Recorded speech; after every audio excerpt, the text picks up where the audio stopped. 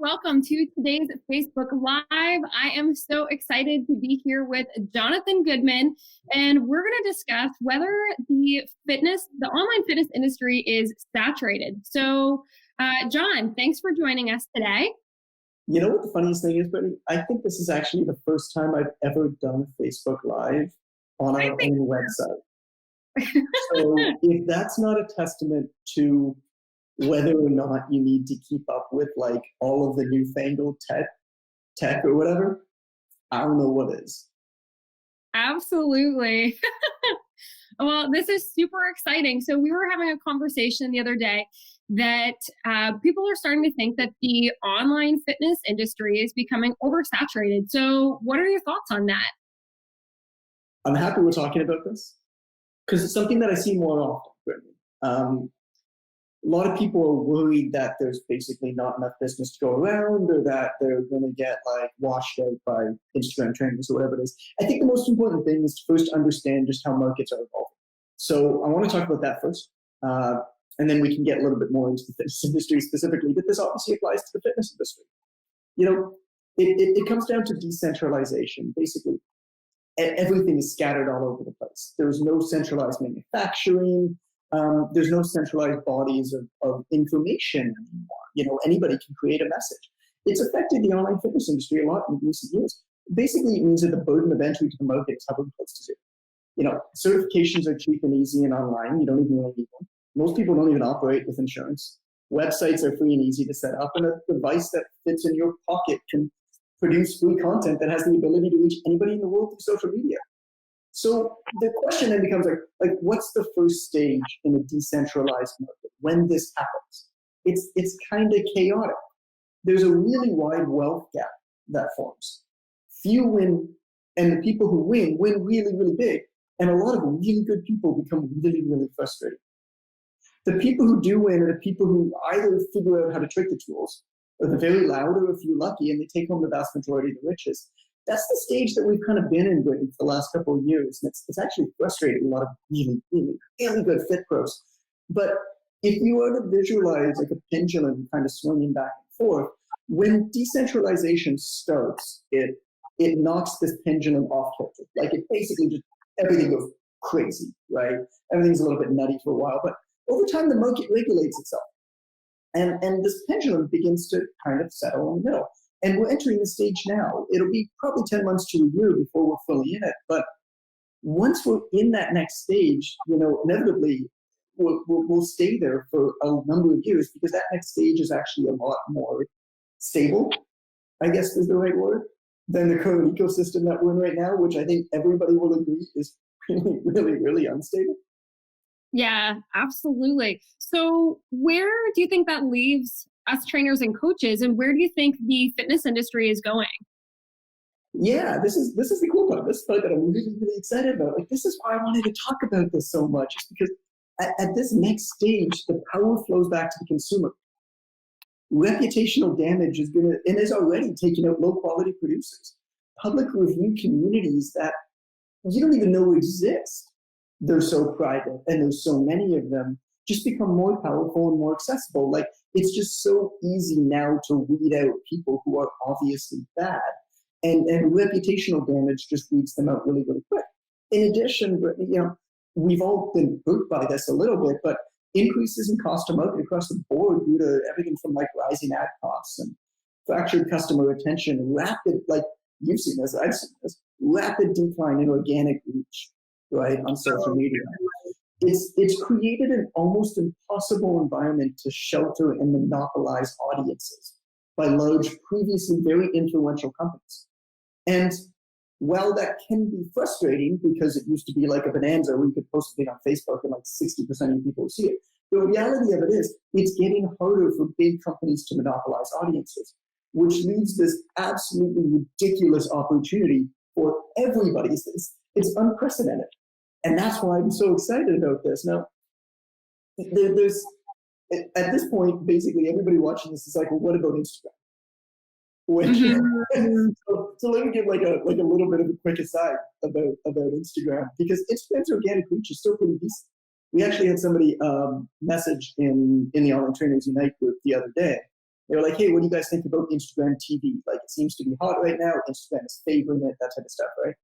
And my answer, which was kind of tongue-in-cheek, because sometimes I give just snotty answers to these things, was, Instagram TV is going to be great for a few months.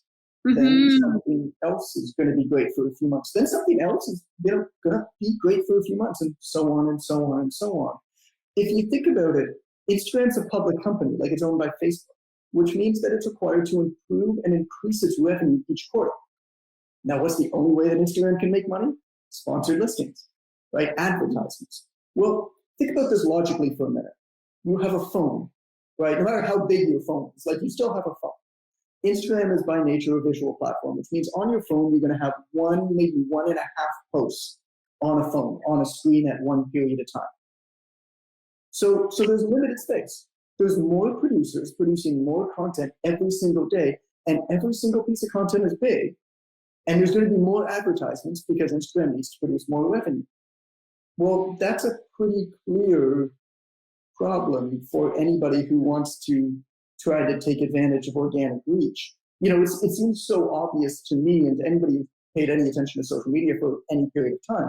Organic reach is going to continue to decline rapidly. You're going to have to pay for Instagram the same as you're going to have to pay for Facebook, and it's not going to be cheap. So, like, Instagram's a tool, and it's cool, and it's good now as an addition. But it's an absolutely terrible business model to base your business off of in here. It doesn't mean you can't use it to throw gasoline on your business model, but it ain't your business model. And I think that's the important thing. And that's why I'm seriously worried that, I say this in like a lot of podcasts when I'm asked about this stuff too, Brittany. Like, my biggest worry is that there are going to be so many good fitness professionals who are working so freaking hard today that are going to wake up 2 years from now and realize that they wasted all of their time for 2 years. Because they're like, well, I have to reinvent myself now for the 6th time. And that sucks.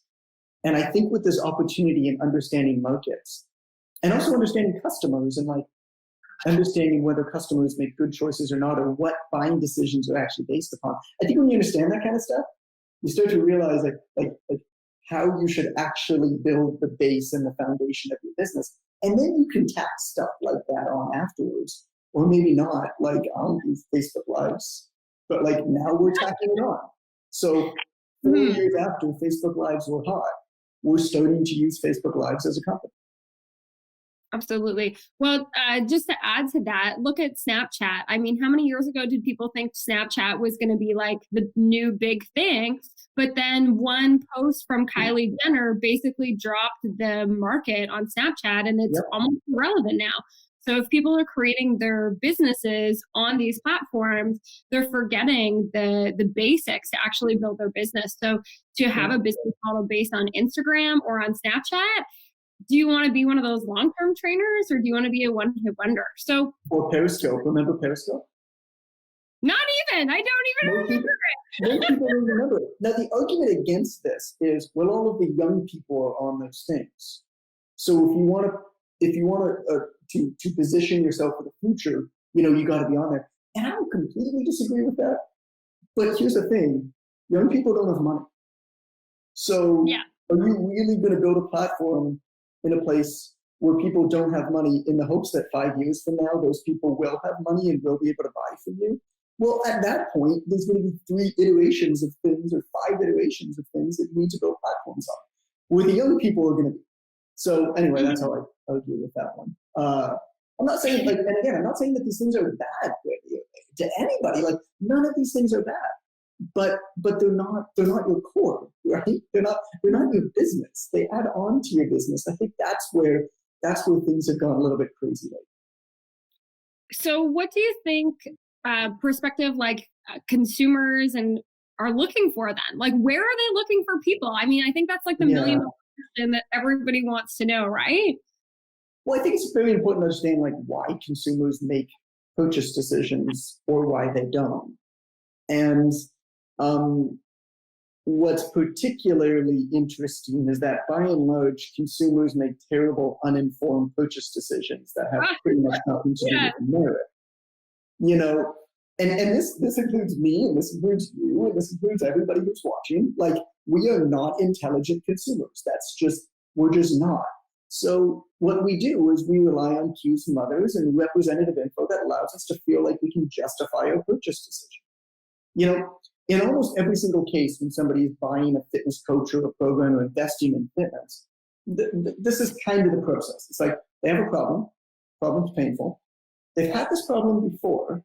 They haven't been able to solve this problem, or they solved the problem and then it came back. They want the problem to go away. They want the problem to go away as quickly and as easily as possible. They don't know how to solve the problem. And it feels like it's impossible to figure out the right steps because there's so many people telling them so many different things. That sucks. That just totally sucks. You know, I want to tell you about a time when I bought a TV. Okay, because I think a lot of people connect to this kind of parable a little bit better. So this is years back when I had a roommate, right? When I was like a solo bachelor. This is back when I was doing internet dating.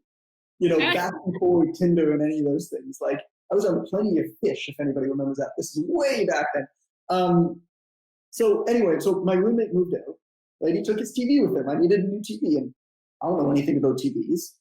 But I walked into the first electronics store that I could find, and I looked for a TV. There were lots of them. There were like 50 TVs. I don't know, 100 TVs in the store. There's way too many TVs in the freaking electronics store. Honestly, like in retrospect, probably every single one would have been good enough. So the salesman, of course, walked out to me and asked me what I wanted to watch on TV. I'm like, yeah, I want to watch sports. So he told me to get a TV with a good Hertz rating because apparently Hertz is some like rating that qualifies how quickly images move on a TV and how crisp they are. So I bought the TV with a good Hertz rating, right? Here's the thing about that. I had no idea what Hertz was before I walked into the store. I still don't know what it is. He could have completely made it up. He might have completely made it up. I still haven't checked. I had no idea whether the image was crisp or I didn't really care, but I was happy with the TV. I mean, the TV had color and moving pictures. Like I, the ignorant consumer, all that I wanted was an excuse to make a decision. You know, the salesman gave me an excuse. If he had made it more complicated, yet probably more relevant to my situation, I would have never felt confident enough to buy a TV that day. I'd say that I needed to think about it because I wouldn't have wanted to lose face in front of the TV expert by showing him that I was ignorant.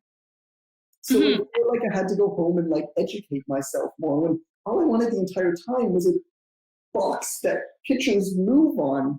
So like, the TV that I bought was good enough. Like any of the TVs would have been good enough. And like I think that's what's really important to understand about people buying fitness stuff. Like your program is like obviously there are outliers and there's, you know, if you're putting people on stage or you're putting people on podiums, whatever it is, that doesn't count. But like the reality of it is for most trainers, for most clients, like, your program is good enough for a prospect. Lots of programs are probably good enough for that client. All that you need to do in order to get the sale to be able to elicit change with that person and help them achieve the transformation that you are so passionate about helping them get, that's why you're in the industry, and they really want because they've tried and failed before, all that you need to do at that precipice, at that point, is give them one single reason that makes it easy for them to make a decision. That's why they'll buy. If you make it complicated, they have to think about it. And I wish, you know, this is the kind of thing we're having a discussion on my Facebook page right now about like the importance of focusing on the fundamentals and how everybody will agree that you should focus on the fundamentals and do the fundamentals consistently day in and day out, even if you do nothing else, because you know that you're going to advance over time and the fundamentals are the fundamentals for a reason. But even though everybody agrees on it, actions often don't back it up. And so I just wish that we could, like, aside from doing Facebook Lives talking about this stuff, and I hope a somewhat convincingly way, I wish that there was a way that we could help people more with this and just be like, no, here's how you differentiate yourself. Here's how you set yourself apart, because this is the opportunity right now in this marketplace that we're going into, where like there is so much opportunity in an almost infinite amount of tiny little pockets for every single online fitness coach. But there's no opportunity if you say that you help moms and you burn fat. Because that's like being a TV in an electronics store saying we have moving pictures. Yes. So what would you say is the best way to position like yourself on the market right now? I mean, I don't know. That's a good question, Brittany. Like, I guess I'll start with just a bit of an aside here. Like, I wish that merit mattered more than it does. Like, I really do. Like, I've tried so many times to think about it. It's like, maybe I'm wrong. Maybe this is not how it is. But like, it is. And so I've gone to the point where it's like, look, you can hate the game, or you can understand the rules and you can bend the rules to your will. And if you don't, like, others will. So you can get frustrated by that, and a lot of good fitness pros do, and get really disenchanted. And like, as long as that's your choice, that you're not going to play the game, and then you understand the ramifications of that, totally cool. Like, the choice is yours. But I think what's really, really important, and this is not saying that you shouldn't, like personal training and programming and stuff like that is a mastery profession, right? In any mastery profession, it's like an asymptote. Like, we never think that we're good enough, and we can always get better. And so we always have this kind of imposter syndrome at the same time, thinking that, oh, like, everybody's looking at me like what I'm not doing is good. Like, you should always try to improve and get better. Like, absolutely. That's not what I'm saying, is not that like it's good enough, so stop trying to get better. But what I think is also really important to understand is, like, for what 99% of our clients need, your skill set is important, but like, the top level of your skill set is actually not that special for what a client needs. Like it's not like that extra textbook that you read, or those extra like 5 years of like really specific work that you did on figuring out single leg movements. Like, that probably isn't going to make that huge of a difference in your client's results. It's super interesting for you. You should absolutely go after. And so, like, the reality of it is, it's fast and easy to learn about the basics of fitness and nutrition. Like, and for most compliant clients, this is enough for them to get results that they're satisfied with. Like you should strive to get better, but when clients are deciding when to hire one person or another, they calibrate by looking for reliability indicators that ease the burden of purchase. And like, if you can't get them to buy or initiate a relationship, you're never going to have an opportunity to elicit change. So this is, by the way, like, one of the reasons why the Online Trainer Academy is a certification program. Like, for those who don't know, the Online Trainer Academy is the first ever program that you can become a certified online trainer. And that's a huge competitive advantage. Like, this is one of the things that the program gives our clients. A lot of good trainers are like, well, I don't see the value in certifications. It's like, well, it doesn't really matter if you see the value in the title or not. The general population has been preconditioned to value certifications held by people they hire to solve problems. So, like, without having to say a word, just by embedding your certification badge on your promotional materials, like, a consumer immediately knows that you've studied and that you're qualified. Whether this means that you're actually more qualified than somebody else to help them or not, like, if you're a graduate of OTA, you certainly will be, but whether you actually are or not is kind of irrelevant. What matters is that they think that you are. And your odds of getting hired based solely on that perception go way up. And that's where we kind of need to, like, get out of our own heads a little bit when it comes to how we talk about what we do versus how clients perceive, what we do. Anyway, it's all, like, you can see I'm jazzed up by this because it's super, like, it's so interesting, and I get so frustrated that it's not spoken about more. And I feel like it's not spoken about more because people are afraid to speak about it, because I'm inevitably going to get people just calling me out right now and pulling out quotes from this without looking at the entire thing and being like, no, well, like, John doesn't care about getting better. John doesn't care about good programming. Like, that's, this is where we need to defy industry norms a little bit. Industry norms are designed to bring everybody to the center. And the center is like this good place where nobody really wins, or like everybody kind of butt heads. And like, that was okay when it was relatively easy to market in the fitness industry. But the truth is now, because of this evolving market that we've been talking about, like, you've gotta kind of stand out a little bit. and I'm going to get called out for this. And that's cool because like, I truly believe that this is the right way to do things. I truly believe that for passionate, like good, like I don't care if you're like an Institute trainer who like doesn't actually care about people and is selling like your detox to you, that kind of thing, right? Like passionate fit pros, like the people that we really work with, like people who are in this for a career, people who have changed into this because they've had some massive transformation and it's changed their life themselves. People who have wanted to be in the fitness industry for their entire career. Now they've retired from being a lawyer or a professional or a teacher or something like that, and they're entering in the fitness industry at 40, 50, 60, 70 years of age, and they've seen all of their friends fall into disease and inactivity, and they're entering in here because they just want to help them. Like, these are the people that we really want to help because these are the people who can really make a change. But you won't have a chance if you don't first figure out how to get this out. Oh, absolutely. So this is really an exciting opportunity then for people. And I just want to side note, congratulations to Chris McIntyre, who signed up for OTA this morning. He said, I am a great trainer and decent online, but my systems are terrible. I could be banking. Well, congratulations for and Connor also signed up as well. He said he signed up for OTA and have already implemented some of your free information to sign up online clients within the past few days. So that's awesome. For those of you that are watching that haven't signed up for the free mini course, you're going to want to head to the ptdc.com/intro. Wait till we're done, obviously, but it's course. Okay, so sorry, John, I just got super excited seeing those and I wanted to share those. And I do notice we have a couple questions. So for those of you that ask questions, we're going to answer them once I'm done asking my questions. So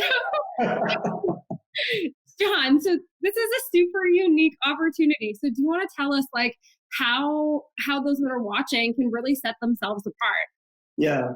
I mean, here's like I've talked about how this is like an unprecedented opportunity, super exciting. I'm super jazzed up by it. But like the opportunity is so exciting because like, okay, I'll put it in the words of Alex, who's the head coach for OTA. He says, the greatest marketing advantage you will always have is that there's only one of you.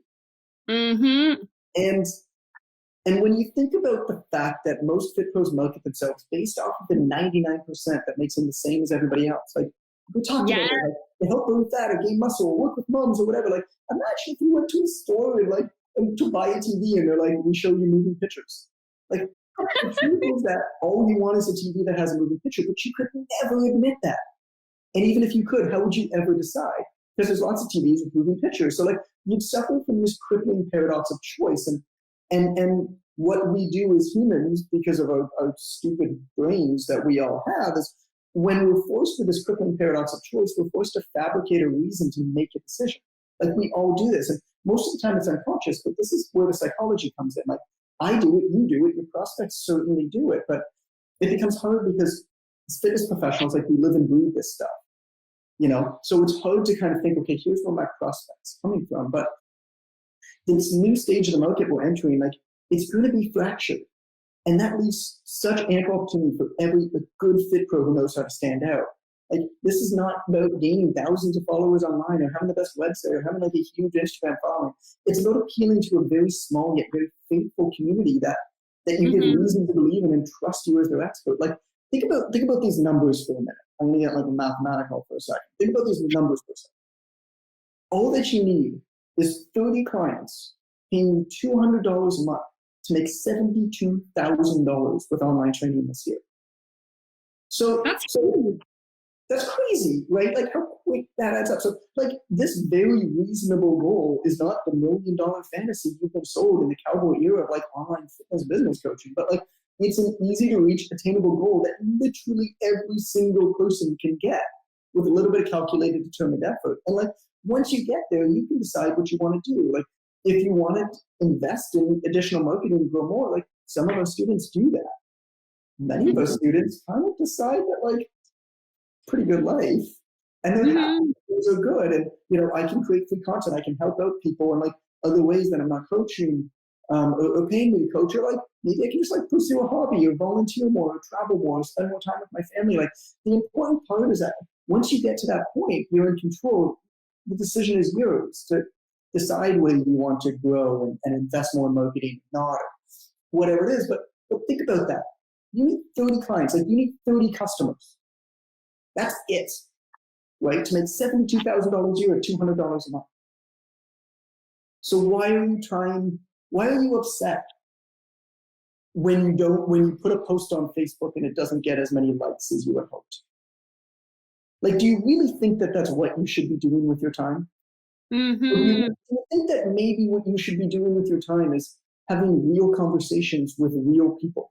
Like social media is social. Like maybe you should have conversations and be social and show yourself and be yourself and create communities, or join communities that exist that are like in your 1%, which I'm going to talk about in a second. Or if the community doesn't exist, like create your own and invite people in there that are like you and control the conversation.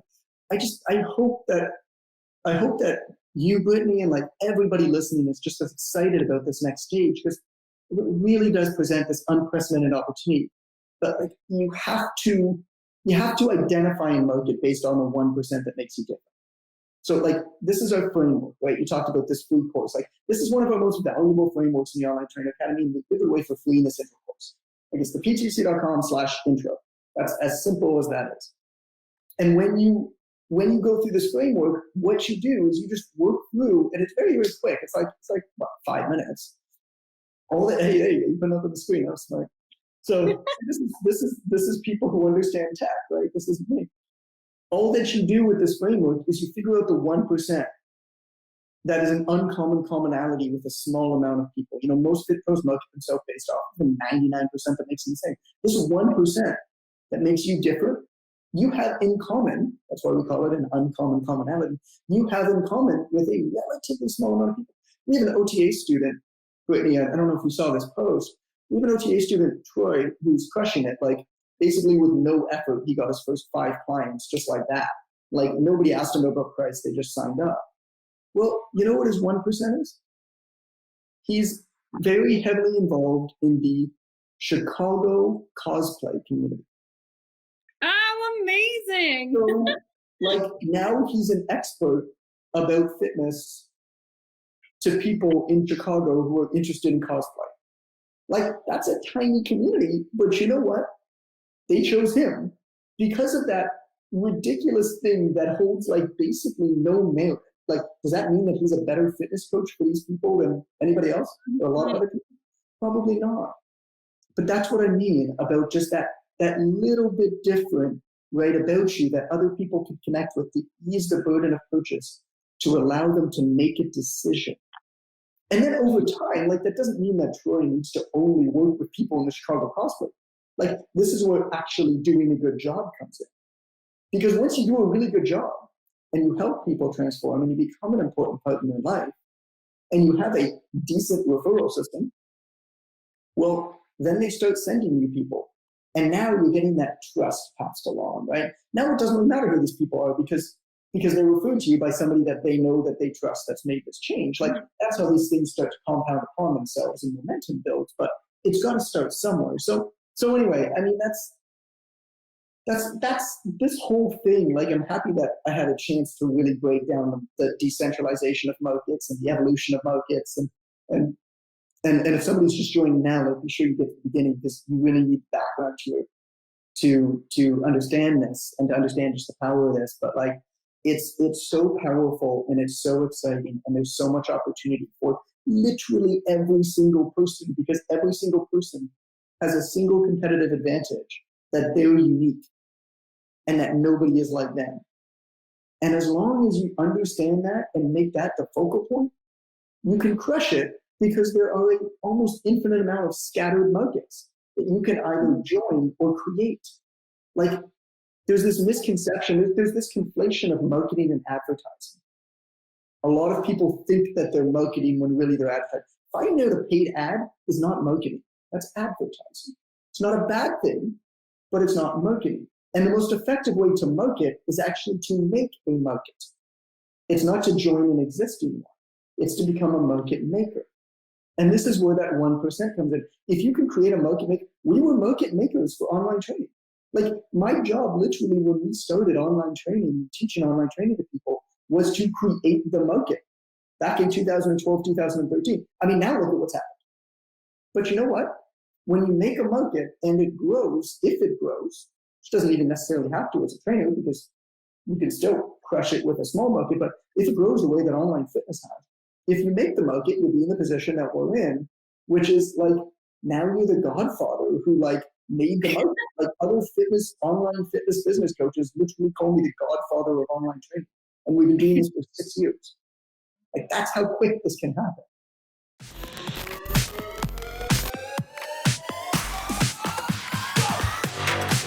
Hey, real quick, I know you're into this episode, but I wanted to let you know that if you want to get started with online coaching, then I have a free gift for you. It's a free 3-day course, and in it, you'll learn the core truths guaranteed to get you online fitness clients. You can register with your email at onlinetrainer.com/intro, or if you're in the United States, simply text PTDC to 444-999. Thanks, now back to the show.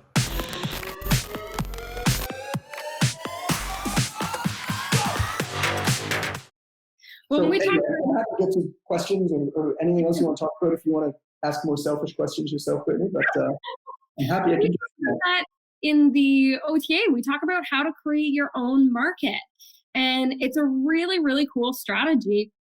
And I do see a lot. Like, I mean, for those of you that are watching at home, how many ads do you get on your newsfeed, whether it be on Facebook or Instagram, where people are marketing the same thing and none of them stand out? Like, wouldn't you like to have your marketing stand out and speak to somebody like that? Like you said, that's huge, because if you can create your own market, you have no competition. Like, and it's this misconception between what marketing is and isn't. Like, you know, marketing is not figuring out how to send better ads or target people better with advertisements. It's being able to connect with people in a way that they haven't connected before, right? It's creating a community, it's creating a conversation, and then becoming focal point and becoming an expert amongst that community. And then, you know, once you've got that set up, if there's an opportunity, then you can start doing much, much stronger outbound marketing on social media with paid advertisements. I mean, even for in-person training, you know, flyer drops and mail drops and more guerrilla type tactics and stuff like that too. But like all that stuff comes later. You know, that stuff isn't first. And what we found with our students is like our most successful students never need to do that. Like, I literally say in our Facebook ads course that we include it as a bonus course in the Online Trainer Academy. I literally say I'm only including this because a lot of people wouldn't buy this course if I didn't. But you don't need it. Mm-hmm. You won't need it. But I only put it here because if I didn't, you might not have bought this course. Because once people have been through our materials, they're like, yeah, I get it. But before they do, they're so confused by all of these messages. And they're like, well, this person says to crush it with paid advertising. It's like, you got to understand that there's this huge post-rationalization amongst like business and marketing training, right? The only way to sell marketing is to wrap it up into a nice little ball and system and package it and say, here you go, follow this step by step. Well, anybody who's achieved anything that's having an honest conversation will tell you that that's not how it happens. I mean, nothing is ever nice step by step. Humans are not rational or irrational. Humans are post-rationalizing beings. Like something happens, you know, we make best guesses. Something happens, it's positive, and then we post-rationalize back. And we forget all those little things that happened in between, or maybe we ignore them trying to sell a system. And we just pick out the stuff that kind of works, not realizing that all the stuff that maybe didn't work or didn't go as planned, like that's all a very important part of the progress. I had a Facebook post a couple weeks ago. It was just, I'll try to remember the exact words. It was something to the tune of like, try, because if you do, it will almost certainly not happen as a result of the way that you intended, but it almost for sure will happen positively in a way that you could have never predicted. Mm-hmm. And so what we do with OTA, even with our free materials, like even if you don't buy OTA, like that's so much free stuff, like just please, like don't go anywhere.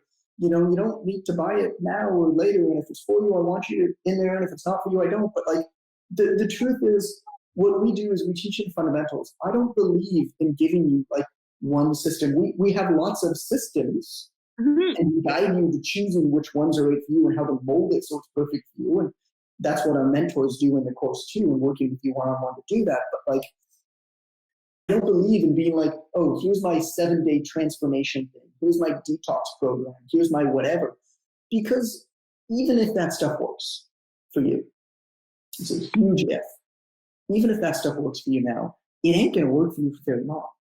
Which means you've got to go back to your big honking wallet in your back pocket that's giving you piriformis syndrome back there because it's got all your receipts and crap in it. And you got to pull out your credit card again, and you got to hand it over to somebody else and be like, give me a new done-for-you system that's only going to work for the next 2 months. And eventually you'll get pretty disenchanted by the whole thing. And I don't believe in doing that. Like, I'm not okay with that. Because I don't think that that's what really good fitness pros actually need or want. So that's why I'm happy we're going into this next stage where a lot of that type of stuff is going to just get completely weeded out because it's just so hard. Like it's going to be harder and harder to do a bad job in any industry, in business coaching and in fitness coaching. So we're going to get weeded out, which is exciting, but we're not quite there yet. Well, 2 notes to that. So one, I did notice this week on Facebook, a huge Instagram famous coach had got a ton of backlash to the point where she actually went on some news like broadcast because it was just like there were Facebook communities coming up about like how horrible of a job she was doing and how she got ripped off. And I think that's really valuable for us to notice that like these people are kind of being called out, and people are not going to stand for those $27 a month programs that 10,000 people are getting, because that's really not what people want. They want to see results. They want that personal touch with the service that they're paying, and people are willing to pay for it. I mean, I know personally, if I was to buy a $27 program, I wouldn't necessarily think it's going to work for me, whereas I would rather spend $200 and get a program that's specifically made for me.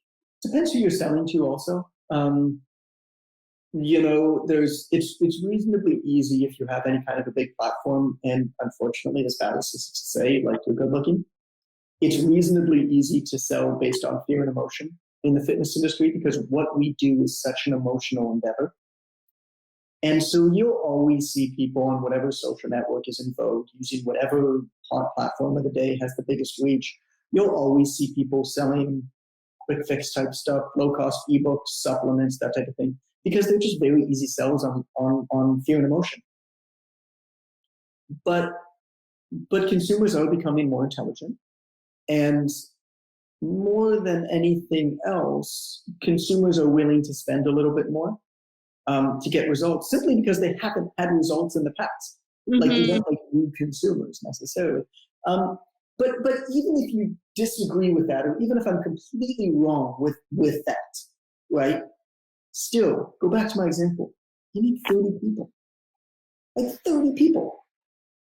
And you know what? Once you have those 30 people, and I'm not saying that you need to charge $200, right? We walk you through how much to charge, but I'm just use that as a ballpark because math's easy and I'm not very good at math. But like, even let's say you charge $200 and then you get full, well, then you could bring on another coach, or then you can increase your prices. Like, this is how you actually build and scale a business is on real results. And you don't need that many people. In a gym, if you charge $200 a month, you're giving 60% of it to the gym. Or if you own the gym, right, you're paying out of pocket for a bunch of stuff. Online, if you have a client paying you $200, well, you're paying 2.9% plus 30 cents payment processing most of the time. And then maybe you have a little bit of software cost, or maybe not. Like, we show people how to set up without paying for any softwares or websites or anything like that. But eventually you'll probably want to use software. So let's say you have a $50 a month software cost across like all of your clients. You're keeping like $170 out of that 200, $180 out of that 200, obviously pre-tax. All of it's going into your pocket and in your family's pocket. Mm-hmm. I mean, it adds up so much quicker. And it doesn't even need to be a full-time thing. It can be a part-time thing too. It can be a side hustle. It can be something that you do in addition to the clients that you work with, or it can supplement. Like we have a lot of gym owners who have used the OTA stuff to set up hybrid training programs in their gym, and as a gym owner now, doesn't matter if your clients move away, right? Mm-hmm. Doesn't matter if your client wants to make a referral to your fitness center because it's such a good fitness center and they've had a bad experience in theirs and they live 2 towns over or in a different country. Now you can work with that person. Think about how much that extra profit to your bottom line allows you to do as a local fitness owner. Mm-hmm. I mean, it's incredible, right? You just need to be a bit open-minded to it. Well, that's like when I interviewed last week Ben Graham and Alex Harrison. Both of them do the hybrid training method. Yep. So it's super valuable because Alex wanted to just spend more time with his son. So for him, like having an extra couple of clients allowed him like that free time during the day, which was great because he's also a firefighter. So he had his full-time job, but he wanted, some extra money on the side so that he wasn't always having to put his son in daycare while he was training. Yeah. Yeah. Which is, I mean, I got a 2-year-old. I don't ever want to be away from him. If like 2 hours go past where I don't get a picture or a video of Calvin from either Allison or my nanny, I send them a very angry message. It's real. It's really real. I never thought that it would have been this real before I had kids. Wow. It's real. Well, that's awesome. I'm going to dive in here because I see we've actually got a lot of comments here. So I want to welcome Janine to the OTA. She said that she signed up yesterday and she can't wait to get started. That is super awesome. Congratulations, girl. And Janine, I hope that you've gotten going on the intro materials. If you haven't, they're waiting for you. Your books are probably already shipped. And I'm super excited to work with you and honored to work with you as well. Thank you for your trust in us. Absolutely. Connor says, totally agree. Systems are going to be a big thing for me to implement. He said that earlier in the conversation there, he said that he did sign up, which is super exciting. So Connor, welcome today. Connor, sweet, man. I think I remember chatting with you. You're in Europe as well, I believe. If that's true, even if it's not, you're awesome. Can't wait to work with you too, man. Aaron says, how important do you guys think it is to niche down? So I feel like we had covered this about the 1% advantage. I'll talk about it really, really quick again. I mean, yeah, we did. Like a lot of this was about what we call the 1% uniqueness factor. A lot of people can talk about a niche. I think it's much deeper than a niche. I think when people talk about a niche, they get like in this framework, if you guys go to that free course, you'll see there's kind of 3 levels down. Niche is commonly referred to as like the first level, which won't do you much good. Here's the thing with a niche. With in-person training, you benefit from something called location bias. Most people won't travel more than 20 minutes to go to a gym, which means in most markets, and then I'm not talking like New York City, right? But in most markets, if you are the gym that people live close to, like odds are that person is going to come into the gym when they're ready to make a change. And, if you're the trainer there, you might get them as a client, right? You might get them as a referral. So you benefit from location bias a lot. Now, online, of course, you don't. You're now competing with like that guy in Germany, that girl in Iceland for that client's business. And so it is very important when getting started to identify what's unique about yourself, because that's the only competitive advantage you have. There are always going to be people who are going to be better at marketing than you and have bigger budgets than you. Mm-hmm. So, and be much better at paid advertising. So like, I'm not saying that those tools aren't useful. They're absolutely useful. But I'm a big believer in taking advantage wherever I can and getting the greatest advantage that I have. I always look for what's called asymmetry. I always look for asymmetric opportunities. Opportunities where I can invest the least amount of risk to get the greatest amount of reward, right? I can spend the least amount of time for the best chances of results. I can spend the least amount of money for the best chances of results. And so that's where, like, we'll call it deep niche. We call it the 1% uniqueness factor. We'll call it deep niche, right? Because we use that word. Yeah, it's important when you start online, because you need to connect with people in a way that others don't, in order to give them that reason to make a decision. And then once you get going, and once you get people real results, it makes a lot less difference. Because now you've got real people, real results. So Chris says that he is that guy for the Atlanta Falcons fan groups. They know me as the fitness Falcon guy, and I have sold to them. I'm trying to get my girlfriend to be that person for her Game of Thrones clubs. Like, so think about how ridiculous that is. Like, Atlanta Falcons, right? In American football, I have to say American football because I've been in Europe for so long. Like, an American football team, the fan clubs and fan boosters, you know, Chris has become popular in those groups as a fitness guy in a fan club for a football team. And that's how he gets his clients. So where's the merit in that? You know, where's the I am actually, like, Chris is really, really good at what he does. And if he wasn't, like, look, none of this matters if you're not good at what you do. Mm-hmm. You know, no matter how good marketing you are, no matter how many competitive advantages you take advantage of, right? Great marketing will only make a bad product fail faster. Like, you got to be good at what you do. And I know Chris is very, very good at what he does. But think about that for a second. Think about how logically irrelevant that should be. And yet, it's how he fills his clientele. And it gives people in those communities reason to trust him more and to choose him more, because he eases their burden of purchase, because he's there where they are, talking the language that they speak, having some uncommon commonality in common with them. That's what it's all about. Mm-hmm. Very cool. So for those of you that are watching, if you have any questions for John, let us know in the comments, okay? So up next here, Kaylin says that they signed up this morning as well. They've been in the industry for the last 10 years.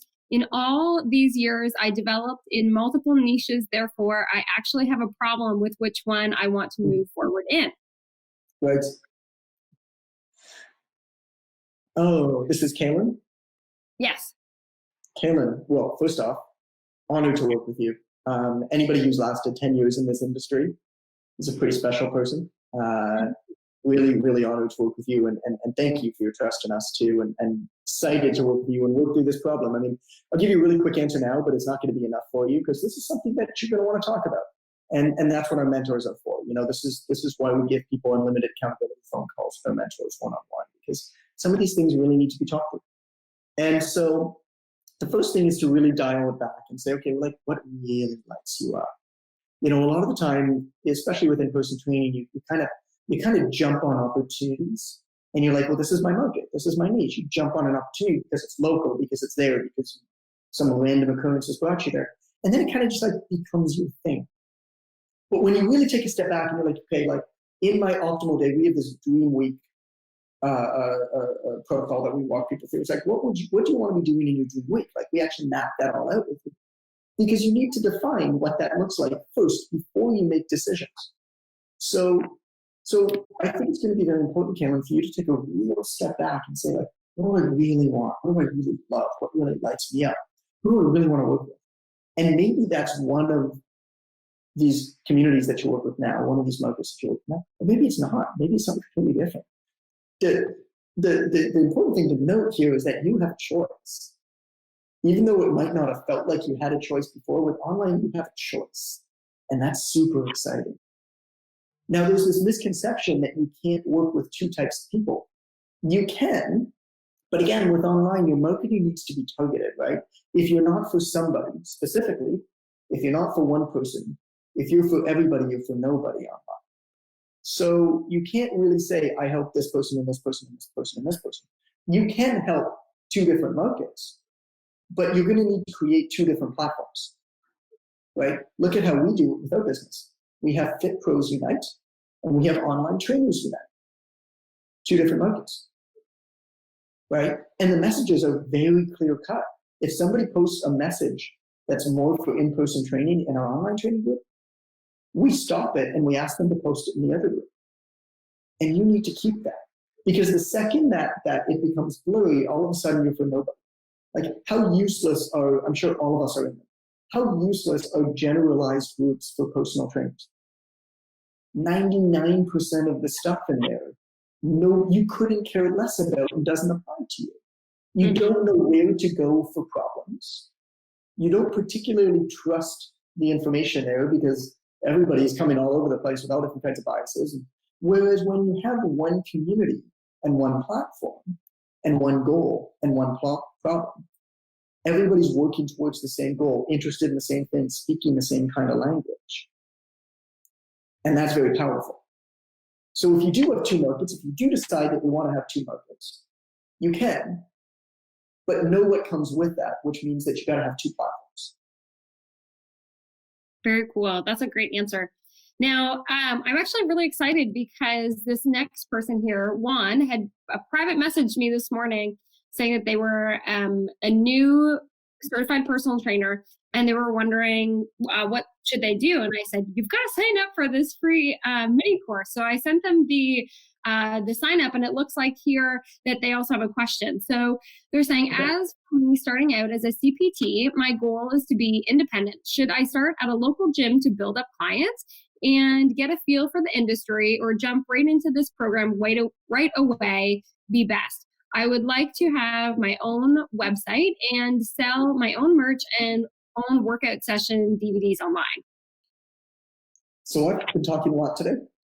And the reason why I've been talking a lot today is because I've been recording an audiobook for my next book, which is coming out at the beginning of June. Now, the next book that's coming out at the beginning of June is first of a series. We're going to be putting out a book every 2 months, each solving a very specific problem. The first book is how to start your career and how to navigate your career the right way. One, OTA is not right for you right now. You shouldn't sign up. You can absolutely learn about online training, but when you're starting your career, you need to work in person. And I also believe that you need to work with as many people as possible in as varied a circumstances as possible, which means that you should do, if possible, in your community, in your city, you should get a job at a large gym with a big marketing budget who's going to put you in front of a lot of different types of people. And you really are going to need to bust your butt for a little while.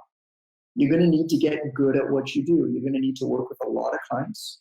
You're going to need to do a lot of research on the different clients, figure out who you like working with, figure out who you don't, and continue that way. And that's the work that the best in our industry, that the most successful people in the industry do, that isn't spoken about that much. Now, there are outliers of people who have done none of this and have built big businesses. But if you truly want to be in this industry for a long time, you got to get good. And you should not be online training unless you are perfectly comfortable with programming. Online training requires a much more proactive and lateral approach to taking care of your clients. You've got to anticipate problems before they happen because you can't be reactive. Like, something happens to a client in the gym while you're with them, you can talk to them and feel it out and work with them and say, try this, how does it feel? You can't do that online. You've got to anticipate these things, which means you've got to have a greater, much more nuanced understanding of that client frame. You can't gain that online. In addition, you need to be around other trainers. You need to have opportunities for learning that are not like as regimented as here's this course, here's this thing. Like, most of our learning that we do is like trial and error. Well, it's kind of going to be hard to do a lot of trial and error on the floor if you're not spending like 10 hours in floor. I started my full-time personal training career with 3 years of experience in a university gym, working 25 hours a week in a university gym, studying, doing a 4 years honors degree in kinesiology at the same time, meaning that I was thinking, living, eating, breathing, fitness, and nutrition about 80 hours a week before I even started. And then I worked 12 to 14-hour client days on the floor for 5 years. That was before any of this happened, whatever the heck it is I do for a living now. right? We've already thought about any of it. And like you speak to a lot of the industry elite and they'll say the same thing. They're like, no, I busted my butt for a lot of years. Like that's how you have to get good. So anyway, man, I love like your motivation. I love the energy. I love the fact that you found us. Like just by like we don't hard sell, right? We don't market. We don't outbound market heavily. Like people find us, which means that, which is a very purposeful decision, by the way, because when people, we attract the type of people that we want to work with, right? Super outbound marketing to trainers means that you're going to attract a lot of trainers who might not be ready for the type of message that we have. If you must be the type of person who's going out of your way to look for information to be better and to build better businesses. Like that's cool. Like that's awesome, man. Like stick around, stay in our communities, ask questions. Like we're here for you. But get a job in a gym, man. Work in a gym for a little while. Bust your butt. Get kicked around a little bit. Feel like you're being abused and cheated by gym owners. Have bad experiences with clients. Have great experiences with clients. Like this is the process. In a few years from now, you'll be ready for online training to add to your business, not replace it. That's awesome. What a great answer. Pretty funny too there, the last little bit. So we have another question here, and I'm sorry, I can't pronounce your name and I'm really bad. Maybe John, you can pronounce their name here. But they're saying, I'm from India and I'm going to be signing up tonight. Just one question. People in India are not so keen and skeptical to join online training. How shall I try to target people outside my Facebook and social circle? Yeah, so this is not an uncommon question from people, not just in India, but a lot of questions. India is very unique in first of all, just how freaking big it is, and how varied it is. I mean, every province in India is basically its own colony, you know. There's also a huge wealth gap in India, where you certainly have very, very, very, very, very rich, but you also have a lot of poor. So, you know, we have students in 81 countries. We have a lot of students in India. If anybody's in India and wants to meet other students that are living in India, I'd be happy to introduce you to. You can target people outside of your country easily. I mean, it's again, like, what are you interested in? Are you interested in an American football team? Cool. Does it really matter that you're in India? Nah. You just join those communities. You don't need to send like Facebook ads targeted at them. So again, what are you interested in? Find those communities. Borders don't really matter that much. But I would challenge your assumption in saying that people in India are open to online training. Like it might not have caught on the same as it is here. Like interesting aside, we've looked a lot at Asian markets, and India is involved in this for personal training, and like they seem to be like, if you look at the progression of the fitness industry in North America, we kind of have gone through this, like really, again, this isn't actually the book that I'm doing the audiobook for, but you got like the golden age of training with like the bodybuilders and the bros with Arnold back in the 70s. And at the same time, you had like Richard Simmons, right? So like to say that there's not something for everybody, I mean, if that's not a good enough example to prove that there is, I don't know what it is. But then we kind of progressed through this like this Taibo, insanity, Soul Cycle, curves, P90X, CrossFit, mobility, TRX. Like it's just this back and forth and back and forth and back and forth. And what's kind of interesting is that India seems to be following a very similar progression amongst their fitness industry, but they're a little bit back from where we are now. Now, that's not saying that they're necessarily going to follow the exact same steps that we have here in North America, but so far it's kind of proved pretty accurate. So online training might be a way to get ahead, number one. Number two, you know what? I'm willing to bet that there's people in India that are open to it. Like India is a pretty big place. And I can prove that because we have students in India who train people in India online. So you might need to get out of your box or something. But the fundamentals are the fundamentals.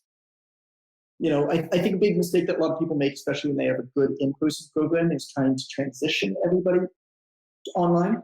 Right? Online is great for some clients. It's not great for every client. I look at it as kind of a pie. Can I make a pie? Well, that's kind of like a circle. I don't know. I think it is like a pie, right? Every potential client that you could work with is a piece of a pie. And so some clients think one-on-one training is the best thing ever. Other people think that's a petrifying experience. Some people love group fitness and curves and Zumba and Orange Theory. Others hate those things. It's the same with online training. Like, it's great for some people, it's not great for others. We talk about this in the course, of course, but it's very important not to really push it on people who maybe it's not right for. And so we've definitely had students in the past who have had a really great program in person, tried to transition it online and met a lot of negative feedback and like had some trouble doing that. It's because, people who have a really good time in person in a group setting in a gym probably really want that face-to-face in the group setting in a gym. Like, that's why they went in and found that. So to try to transition those people to an online, no matter how good of a job you do with the community, might just not be the right people. So the best way to do it is, like, again, you need to match your marketing with your product. Similar to what I was saying and how we don't do a ton of outbound marketing. That's because if we did, we would attract people that our product isn't right for. By doing it this way, people find us when they're ready for us, and they're the right kind of people for us. So what you need to do here is create online communities, right? Similar to what you're doing in person. You can take a lot of the elements and pull it in, but create these online communities. And people who like to be in online communities, who thrive in that environment, will start to move towards those. And those are the right people for you, for this type of business opportunity. That's something that we've learned really, really, really intensely over the last couple of years. As some of our students have struggled trying to pull their in-person clientele. It's like, well, they want to work with a trainer one-on-one. If you don't want to do that anymore, you're not right for them. And at the end of the day, you've got to be providing the best service you possibly can for a client. And if somebody else can provide a better service, and you aren't willing to do that, you're not the right client for them. It's totally cool. Find somebody else. Mm-hmm. That is really well. And Connor says, I completely understand. Fantastic answer. And our friend from India who says that they get my dilemma trying to pronounce their name. Thank you. They say, thanks a lot for your reply. I really appreciate it. And I get it. It's just a matter of time. People really start believing online training is legit. There you go. Well, the other thing with that you already mentioned is that really, like, to make $72,000 a year, you only need 30 people. So you don't need exactly. There's definitely more than 30. A lot more than live in Canada, I'll tell you that much. Yeah. Well, John, this has been awesome. Do you have any last words for those that are watching? I mean, the only thing that I guess I'll leave with is, like, look, we have the Online Trainer Academy. It's the best program in the world. It'll continue to be the best program in the world. We invest tremendous amounts of money and time and effort, and everything that we do is to make a better experience for our students. And I really deeply hope that you do your research to figure out whether it's right for you. And if it isn't, I hope that you get some clarity that it's not, and that's totally cool. And if it is, I really hope to work with you. But even if I don't get the opportunity to, you know what? We got books, we got free material, we've got communities. Please enjoy them. Don't. I guess what I'm trying to say is, don't think that just because you're not buying a thing from us, you can't learn from us. And I really do mean that. Well, that's awesome. So for those of you that are watching at home, we want to thank you for joining us today. And of course, if you have any questions after going through and rewatching this, please let us know in the comments. We'll be definitely checking those out. And John, I want to thank you again for taking your time today and answering all these questions and sharing that really sounds like the online trainer market is not saturated at all. So yeah, maybe it's not. And I'm glad it took us 4 years to do a Facebook Live. Yeah. Absolutely. Maybe it'll take us 4 more years to do another one.